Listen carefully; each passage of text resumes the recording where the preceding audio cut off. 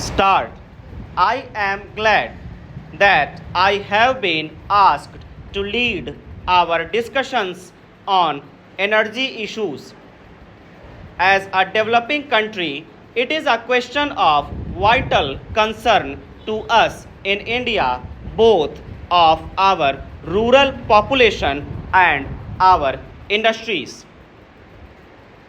Each country has its own energy perspective and must develop those sources of energy where it can derive the best results, not just in terms of immediate profit but in the long term interests of its people. Conditions of every country, availability of basic sources of energy and capability will determine its choice of the technology of energy. When coal and oil begin to be used as motive power for industry and transport, there was a great transformation which brought forth both prosperity and poverty on a scale hitherto unknown to man. Coal and later oil fueled the age of machine. Oil began to replace coal because of its cheapness and superior utility. Its cheap price and assured supply lulled the industrial world into a sense of complacency, with the result that despite the known limited period of exhaustion, no efforts were made to study alternatives. The world suddenly awakened with a shock to find that these treasures are finite and that they could be very expensive.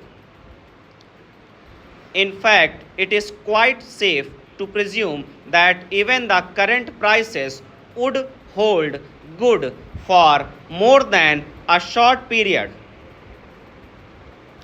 Consequently, we have all to become conservatives or conservationists, if you like, and the wasting spree has to come to an end.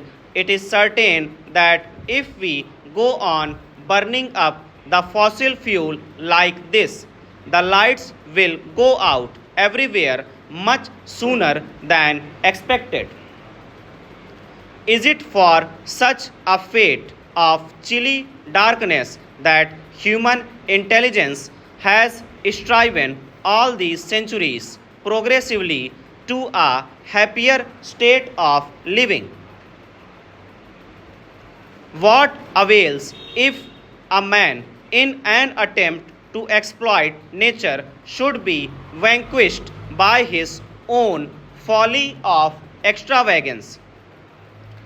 This wisdom which has drawn on us was prefigured in our own country. Gandhiji tried to put across to his countrymen that man should not become a slave to the machine and victim of the machine age. He wanted us to develop an integral personality in communion with the environment and with fellow men. Advanced countries have now begun to show how dangerous it is to measure progress in terms of energy consumption per capita.